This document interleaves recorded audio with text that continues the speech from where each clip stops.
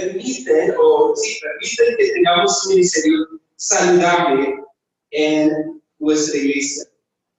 Entonces, algo que tenemos que tener claro es que podemos imitar a Pablo en mucho de lo que ha visto, más no en todo, porque él tuvo también algunas cosas singulares de él como apóstol. Vamos a ver eso también. Pero podemos imitar lo más importante de lo que vemos aquí. Así que vamos a empezar con los versículos 14 al 16 para ver la primera comisión del ADN del ministerio de él. Dice en el 14, Romanos 15, el verso 14. Pero estoy seguro de vosotros, hermanos míos, de que vosotros mismos estáis llenos de bondad, llenos de todo conocimiento, de tal manera que podéis amonestaros los unos a los otros. Mas os he escrito, hermanos, en parte con atrevimiento, como para haceros recordar por la gracia que de Dios me es dada, para ser ministro de Jesucristo a los gentiles, ministrando el Evangelio de Dios para que los gentiles les sean ofrenda agradable y santificada por el Espíritu Santo. Vemos aquí el papel del Espíritu Santo en la obra de Pablo, porque el versículo 14 está muy vinculado al 13.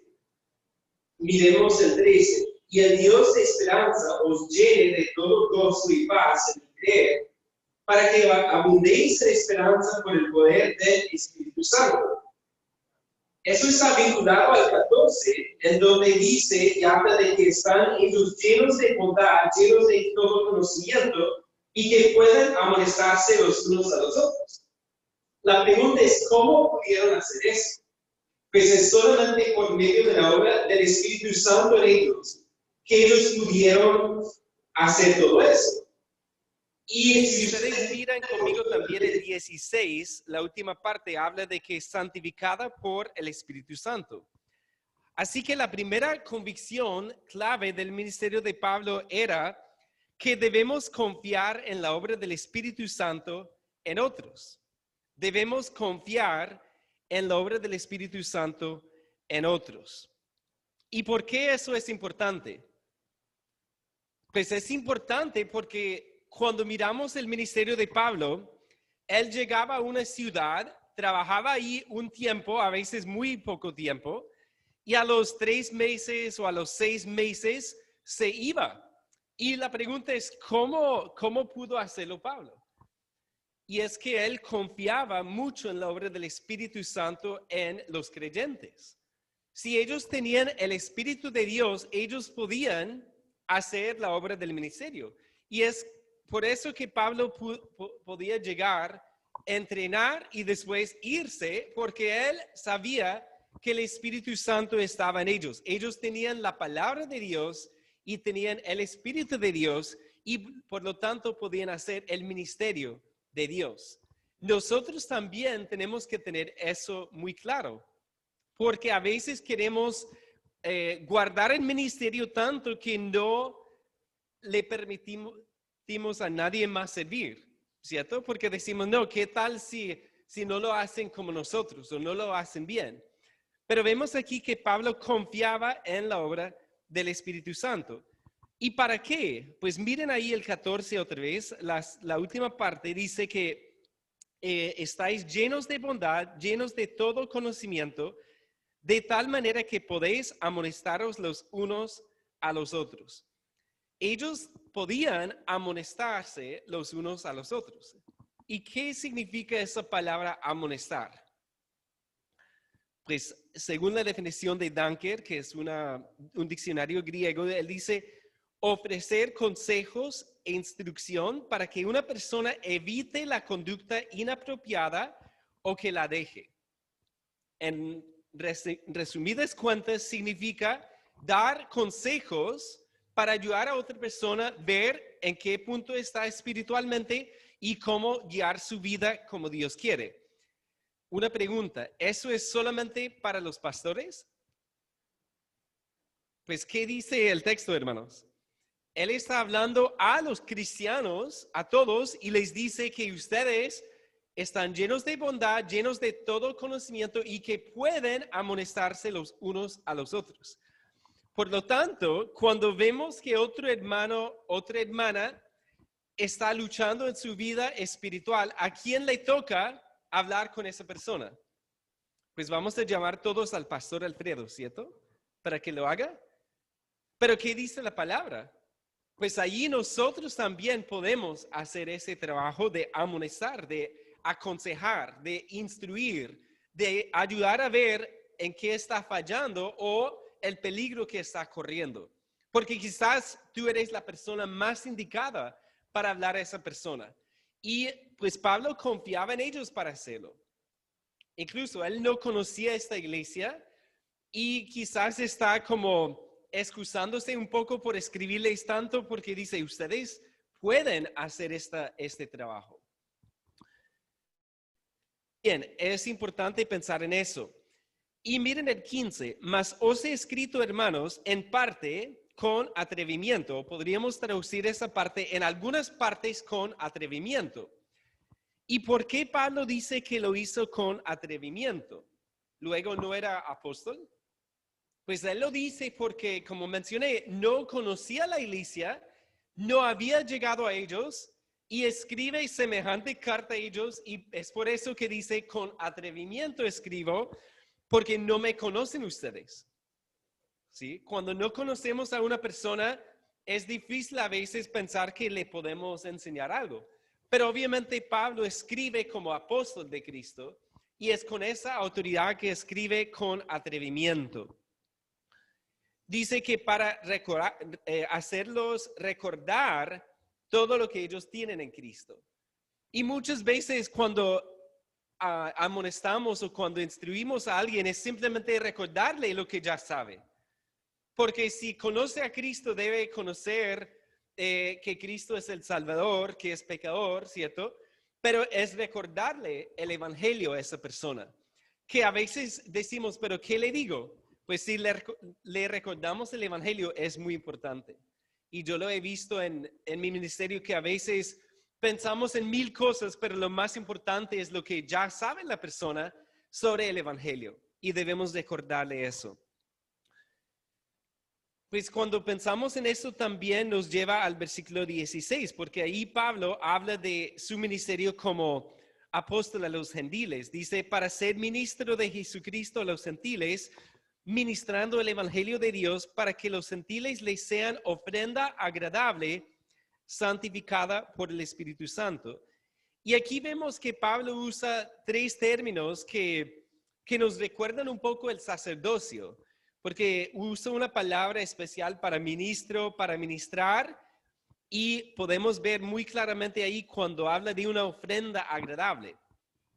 Que él como apóstol iba a ofrecerlos a ellos, a Cristo, como una ofrenda agradable y santificada por el Espíritu Santo.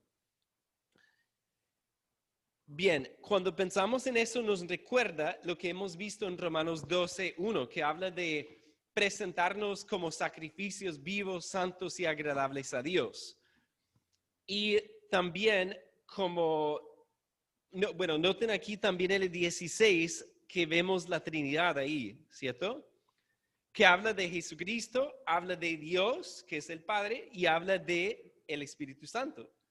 Vemos ahí que Pablo habla tan naturalmente del Espíritu Santo, o de la Trinidad más bien, que creo que eso también lo tenemos que tener en cuenta siempre, que Dios es trino y es a través de la Trinidad que podemos servir a Dios y ser agradables, santos y agradables a Él.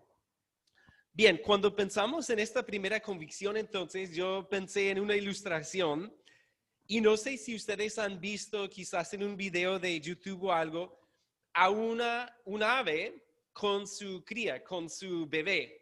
Y yo lo vi con unas águilas con sus aguiluchos.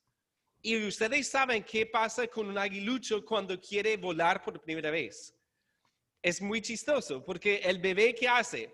Está en el nido y empieza a brincar y empieza a estirar las alas. Y no sabe que puede volar. Entonces, ¿qué hace la mamá? La mamá da una pequeña vuelta para mostrarle a su hijo cómo volar. Y el bebé mira y después brinca un poco más Y si el aguilucho no sale del nido, ¿qué hace la mamá? Lo empuja, lo saca del nido. Y literalmente el aguilucho sale y se da cuenta que puede volar. Y la primera vez que vuela, vuela de una forma muy inestable. Es chistoso que... Pero finalmente, después de dar unas vueltas, ya después de 1 hora o 2 horas, ya el aguilucho vuela como águila. ¿Y por qué? Porque tenía esa capacidad, Dios le dio esa capacidad para volar. Y yo creo que es muy similar con un cristiano, que como cristianos, si tenemos el Espíritu Santo, podemos hacer muchas cosas, pero muchas veces estamos ahí brincando en el nido. ¿Será que puedo volar? ¿Será? ¿Y qué tenemos que hacer? Pues a veces empujar al creyente nuevo, que dice, no, yo no sé orar, ¿qué hago? Bueno, vamos a orar y tú vas a dirigirnos. Uy, pero no sé. Pero así empieza a volar, ¿cierto? Y Pablo tenía eso muy claro. Él empujaba a muchos fuera del nido para que usaran sus dones y sirvieran al Señor. Así que cuando pensamos, por ejemplo, en la obra nueva, la nueva iglesia, quizás para muchos va a ser volar por primera vez con un ministerio, pero Dios los va a capacitar para hacerlo. Y debemos orar con eso en mente. Y debemos confiar también, porque si confiamos en la obra del Espíritu, también eso nos ayuda, porque cuando nosotros tenemos que hablar con alguien sobre su vida espiritual, ¿cuál es el primer pensamiento que viene a la mente? Pues, ¿cómo va a recibir esto? ¿Qué va a decir? Si tengo que amonestarlo, ¿será que lo va a recibir? Pero si confiamos en el Espíritu, no debemos pensar lo peor, sino lo mejor y pensar, no, puede recibir el consejo bien y hacer lo que Dios quiere. Y eso es lo que vemos con Pablo, que tenía esta convicción. Entonces, ¿cuál es, hermanos? Recuérdenme, debemos confiar en la obra del Espíritu Santo en otros. La primera convicción del ADN del ministerio de Pablo. Miremos el 17 para ver la segunda convicción. Tengo pues de qué gloriarme en Cristo Jesús en lo que a Dios se refiere, porque no osaría hablar sino de lo que Cristo ha hecho por medio de mí para la obediencia de los gentiles, con la palabra y con las obras, con potencia de señales y prodigios, en el poder del Espíritu de Dios.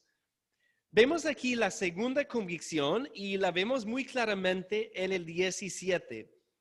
Tengo pues de qué gloriarme en Cristo Jesús en lo que a Dios se refiere.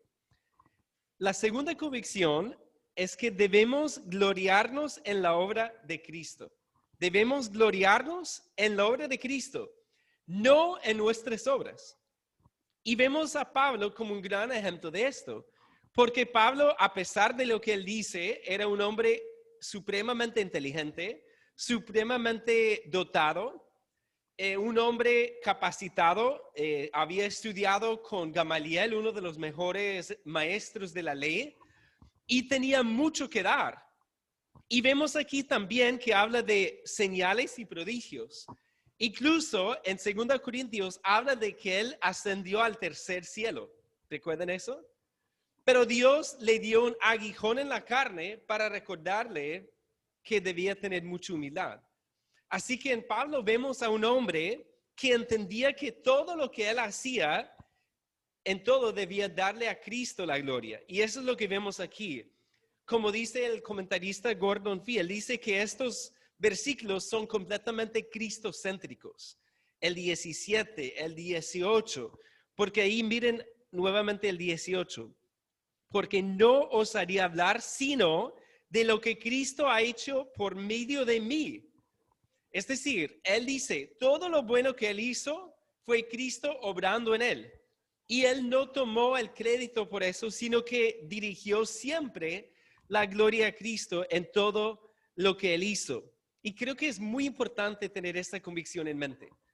Porque cuando estamos sirviendo a Dios, hay una tentación. Hay una tentación de cambiar nuestro enfoque de Cristo y ponerlo en nosotros. Y si hacemos algo, Puede ser algo grande o pequeño. Sí, yo pensé, quizás animamos a una persona y hablamos con alguien que está desanimado y lo exhortamos y usamos la palabra. Y después de hablar con esa persona nos agradece, nos dice, wow, Dios te usó mucho para animarme y gracias. Y pues podemos recibirlo bien, pero sutilmente eso puede cambiar y podríamos empezar a pensar, wow, lo hice bien, ¿cierto? ¿Qué tan bueno soy? Wow, gloria a Dios por lo que soy. En vez de decir gracias, Señor, por el privilegio de usar esta lengua que no habla tan bien para glorificarte, para dirigirte a ti, Señor, toda la gloria. Y hermanos, tenemos que estar muy alerta con eso, porque es muy fácil caer o dejar que el corazón se engañe por cualquier cosa que hacemos en el ministerio. Y me gustó mucho el otro día con el equipo que va a estar trabajando con la nueva iglesia, escuchar al pastor Alfredo. Él habló de nuestra experiencia aquí. Yo quería recordarles esto porque es importante. Y cuando nosotros llegamos aquí, éramos 3 familias. Y llegamos aquí con unas pretensiones, diría yo, unas expectativas altísimas. Porque decíamos, no, que tenemos esto y aquello y el estudio y no sé qué. Y realmente, humanamente hablando, decíamos que éramos un gran equipo. Pero Dios quiso enseñarnos una gran lección. Porque hablábamos, no, hermanos, nos va a tocar arrendar un local grandísimo porque la gente no va a caber. Vamos a predicar y ya van a llegar las muchedumbres, ¿cierto? De Santa Marta. Y empezamos a hablar así, no, que esto y aquello, y cambiamos el tono de voz incluso, ¿cierto? No, esa parte quizás no. Pero bueno, en eso fácilmente entró ese orgullo. ¿Y qué hizo Dios? Pues nos dio palo, honestamente, porque nos enseñó una gran lección. Y yo recuerdo que después de un año, adivinen cuántos convertidos había. 0, nada, 0. Nadita, hermanos. Y eso nosotros hacíamos reuniones y nosotros nos decíamos, bueno, ¿cuántos van a llegar? No, yo creo que 30. No, yo creo que 50. Hablando con, pues, 70. Y resulta que muchas veces éramos 3, los 3. Y les cuento esto porque fue una gran lección que Dios tuvo que enseñarnos, porque en esto, ¿quién debe recibir la gloria? Pues Cristo. Y yo veo que si Dios ha hecho aquí, ha sido por su pura misericordia y gracia. Y debemos siempre mantener eso en mente, porque si Dios permite que abramos otra obra, vamos a darle a Él la gloria. Y si esta obra sigue creciendo y haciendo cosas para la gloria de Dios, Él recibe la gloria. Esto no tiene que ver con ninguno de nosotros, sino de Cristo Jesús y su gloria. Y eso debe ser la mentalidad de todos en todo momento, porque gira en torno a Cristo, que es nuestra cabeza, ¿cierto? Es la cabeza de la iglesia, no nosotros mismos. Así que debemos seguir sirviendo apasionadamente porque amamos a Cristo y queremos ver su nombre exaltado y conocido por muchos. Miremos el 19, la segunda parte del versículo. De manera que desde Jerusalén y por los alrededores hasta Ilírico, todo lo he llenado del evangelio de Cristo. Y de esta manera me esforcé a predicar el evangelio, no donde Cristo ya hubiese sido nombrado, para no edificar sobre fundamento ajeno, sino como está escrito, aquellos a quienes nunca les fue anunciado acerca de él verán, y los que nunca han oído de él entenderán. Vemos aquí la tercera convicción de Pablo. ¿Cuál fue la primera? Debemos confiar en la obra del Espíritu Santo en los demás o en los otros. Y la segunda convicción era, debemos gloriarnos en Cristo Jesús, solo en Cristo. Y la tercera es que debemos extender la obra de Cristo en el mundo. Y vemos aquí quizás la clave de la estrategia de Pablo. Porque aquí Pablo habla de cómo pudo él, como él dice ahí en el 19, llenar todo con el Evangelio de Cristo. Y hermano Bernardo, aquí tenemos una diapositiva, no la primera, sino la siguiente. Bien, aquí hay un mapa que encontré en donde vemos que él habla de que predicó desde Jerusalén hasta Ilírico. Y esto no es por casualidad que menciona Ilírico, porque es la provincia entre Grecia e Italia. Y Pablo está pensando en el lugar al cual quiere llegar. ¿Hasta dónde quiere llegar Pablo? Ok, quiere llegar hasta Roma, pero después miren el 24. Cuando vaya a España, iré a vosotros, porque espero veros al pasar y ser encaminado allá por vosotros, una vez que haya gozado con vosotros. Él quiere llegar a Roma para después ser enviado hasta España con el Evangelio. Y vemos aquí que Pablo quería siempre extender la obra del Evangelio. En ningún momento él estaba cómodo con lo que había hecho. Él quería siempre llevar el Evangelio a personas nuevas que no lo habían escuchado. Pero ¿cómo pudo llenar Pablo toda esta región con el Evangelio? Estamos hablando de miles o hasta millones de personas. ¿Cómo pudo llenar Pablo esta región con el Evangelio? Y aquí vemos su estrategia. Porque cuando él iba, él predicaba y ¿qué hacía? Establecía iglesias con el mismo ADN que él tenía de reproducirse, de multiplicarse, de empezar una iglesia en una ciudad clave, por ejemplo, Éfeso, y en esa ciudad, esa iglesia estaba a cargo de empezar otras iglesias en la región, hasta llegar a los pueblos alrededor. Y esas iglesias también tenían el mismo ADN de ahí mirar alrededor en donde necesitan el Evangelio. Y de esa forma pudo llenar toda esa región con el Evangelio. Ahora, cuando pensamos en la región en la cual vivimos, ¿será que necesita de más iglesias? ¿Cuántos creen que sí? Algunos creen que sí. A veces miramos una ciudad como Santa Marta y decimos, no, pues hay muchas iglesias.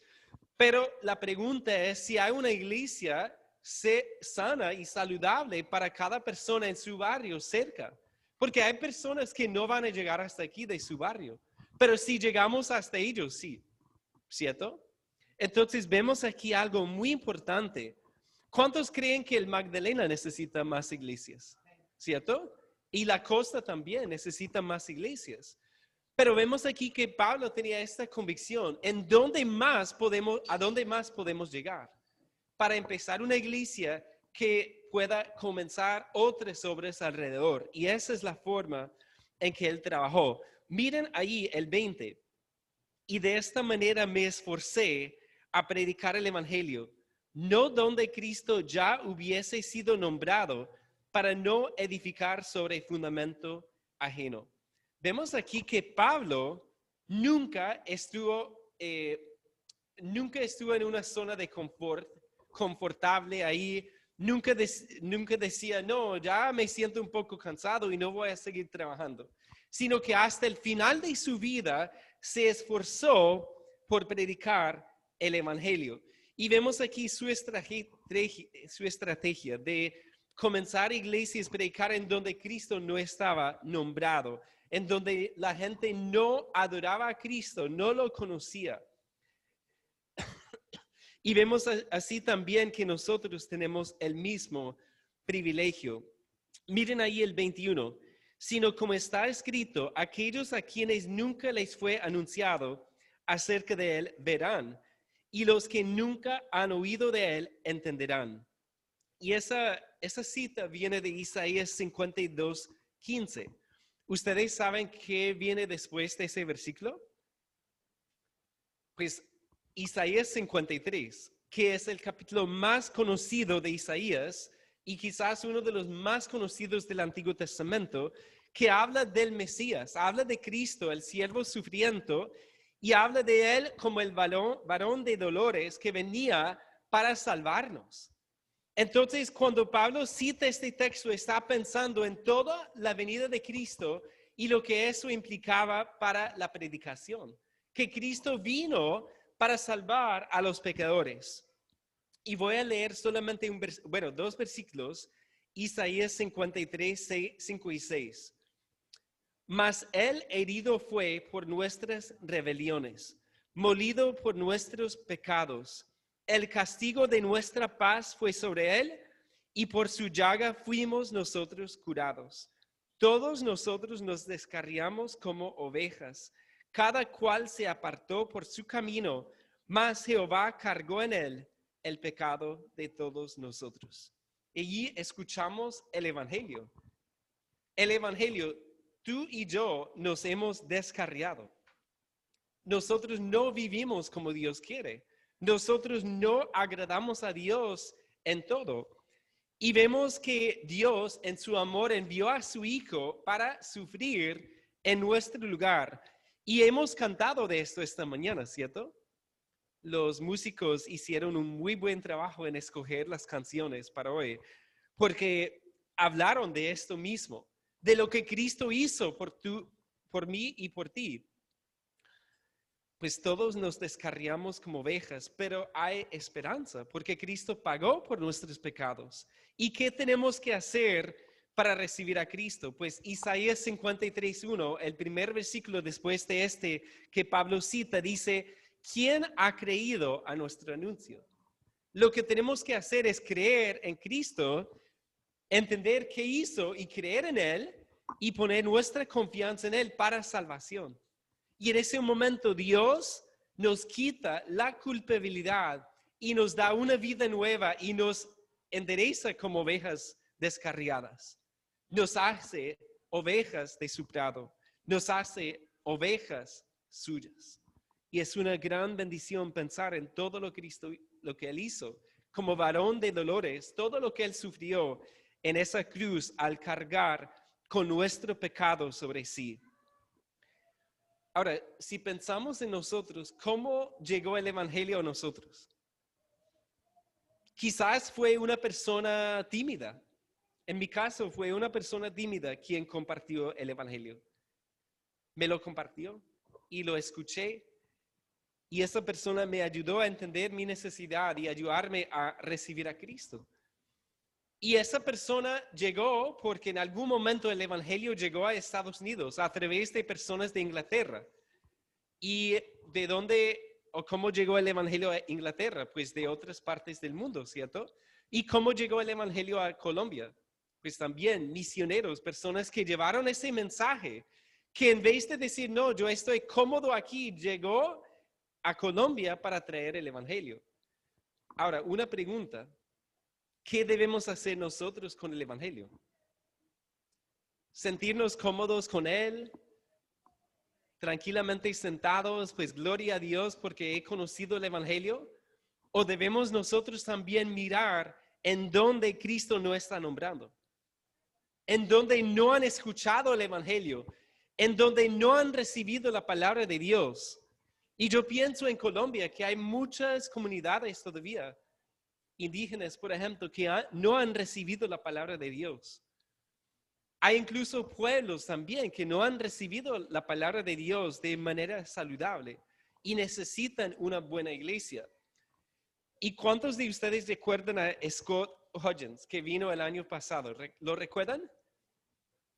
Que pues a mí me pareció fenomenal su ministerio, porque él trabaja con colombianos y con personas de América Latina y las lleva al Medio Oriente.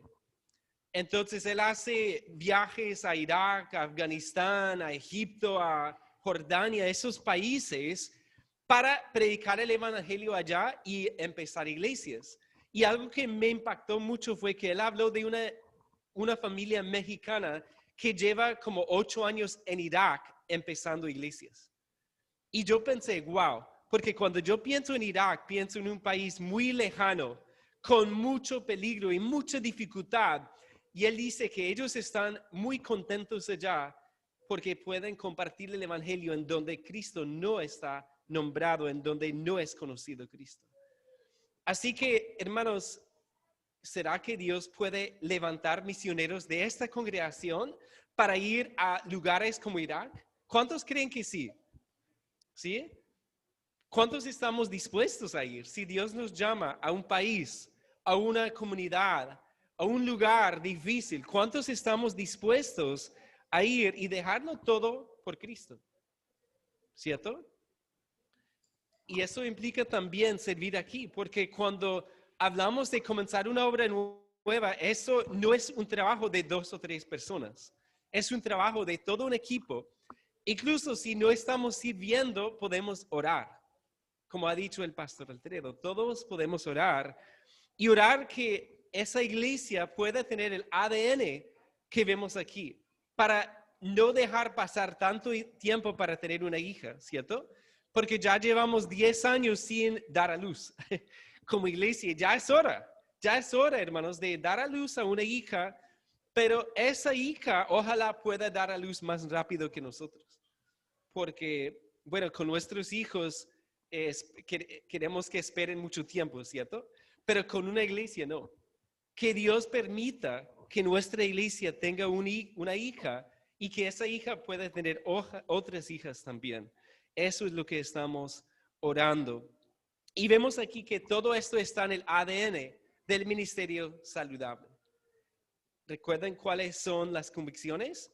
Debemos confiar en la obra del Espíritu Santo en otros, debemos gloriarnos en la obra de Cristo y debemos extender la obra de Cristo en todo el mundo, en todo el mundo. Y hoy día es maravilloso pensar en eso. Como mencioné hace 15 días, hay lugares en el mundo en donde la gente ha recibido la Biblia o han encontrado en internet la Biblia y ellos no tienen nadie que les enseñe, sino que encontraron una Biblia en internet o física y empezaron a leerla y recibieron a Cristo y dijeron a sus vecinos, miren esto lo que encontré, y empezaron a estudiar y ya dijeron, bueno, no sabemos qué es una iglesia, pero aquí habla de iglesias, hay que empezar una. Y hermanos, necesitan entrenamiento, ¿cierto? Y nosotros muchas veces decimos, no, es que yo no sé tanto, pero a lo mejor sabemos más que algunos pastores en otros países del mundo y necesitan ayuda. Entonces, la obra misionera, hay muchísimas formas de apoyar en la obra misionera. Y vemos aquí que Dios nos deja un reto grandísimo, ¿cierto? Nos deja un reto muy grande de usar nuestros dones y ponerlos en las manos de Dios para que Él los use. Pues me encanta cómo Cristo termina, cuando Él iba a irse de este mundo, recuerden la gran comisión. Él habla de ir y hacer discípulos a todas las naciones y bautizarlos en el nombre del Padre, del Hijo y del Espíritu Santo y enseñarles que guarden todas las cosas. Pero hay algo muy bonito al final. Él dice, y estaré con ustedes hasta el fin del mundo. Amén. Y cuando miramos todo esto decimos, no, eso es demasiado grande para nosotros. ¿Cómo lo podemos hacer? Pues solamente porque el Dios Trino está con nosotros. Cristo está con nosotros. Su Espíritu está con nosotros y por lo tanto podemos hacer la obra a la cual Dios nos llama como iglesia y como individuos también. Oremos. Padre, qué bendición es pensar en la obra que tú comenzaste hace casi 2000 años, Padre. En Jerusalén empezó en una iglesia y de esa iglesia salió tu evangelio a muchas otras partes, Padre. Y vimos hoy cómo llegó a Roma también, Padre. Llegó al Imperio Romano. Y de ahí, Padre, tú lo enviaste a otros países, a otras regiones del mundo. Y en algún momento llegó aquí a nuestra vida, Padre, tu evangelio. Ayúdanos a ver que no es un tesoro que debemos guardar y sentirnos simplemente contentos con él, sino que es un tesoro que debemos compartir con otros, Padre.